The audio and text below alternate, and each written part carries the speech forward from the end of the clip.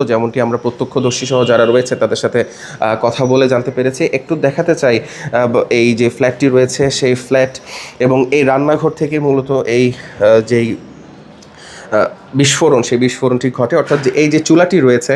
এই চুলা থেকে চুলাটি জ্বালানো অবস্থায় ছিল, অর্থাৎ আগুনের সংযোগ ছিল না, কিন্তু গ্যাস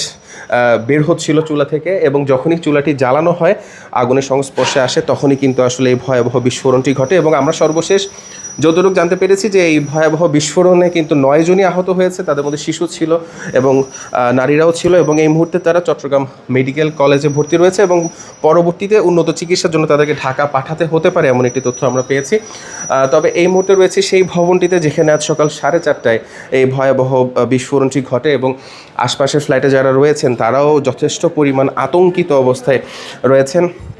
এবং আশপাশে যে ভবনগুলো রয়েছে সেখানেও কিন্তু যেই উত্তাপ এবং যেই বিস্ফোরণ সেই বিস্ফোরণে কিন্তু আসলে যেই কাচের দরজা জানালাগুলো রয়েছে সেগুলো কিন্তু আসলে ভেঙে যায়। এবং আরেকটি জিনিস আপনাদেরকে একটু দেখাতে চাই